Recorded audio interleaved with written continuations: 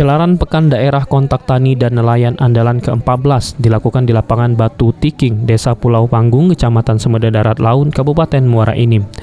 Kegiatan ini diikuti 17 kabupaten kota di Sumatera Selatan yang dihadiri langsung Gubernur Sumatera Selatan Herman Deru, serta melantik anggota KTNA daerah dan menyerahkan penghargaan kepada bupati dan wali kota yang terlibat dalam pengembangan produk pertanian daerah. Gubernur pun kesempatan ini mengapresiasi anggota KTNA dan kelompok tani yang berhasil mengembangkan dan berinovasi produk pertanian dan perikanan dengan meningkatkan hasil yang banyak tanpa merusak alam sekitar. Kabupaten Muara Enim sendiri pada KTNA ke-14 ini mendapatkan penghargaan dari Ketua Kontak Tani dan Nelayan Andalan Pusat bersama 4 kabupaten kota lainnya. Dan kita tentu saja.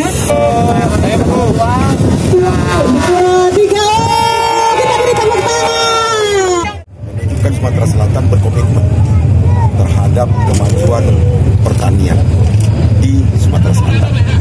Bahwa pekan daerah ini dilaksanakan di tempat ini adalah sebuah penghargaan kepada seluruh masyarakat Sumatera Selatan dan terkhusus masyarakat Semeda Raya yang telah berhasil melestarikan alamnya, lingkungannya, tetap berproduksi dengan baik, produktivitas tinggi, tapi alamnya tetap terjaga dan terwujud.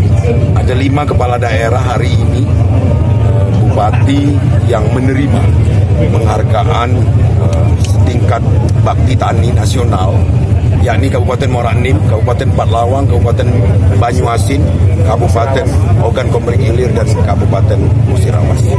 Kepada Ketua Umum KTNA Pusat, saya ucapkan terima kasih atas kehadirannya dan penghargaannya.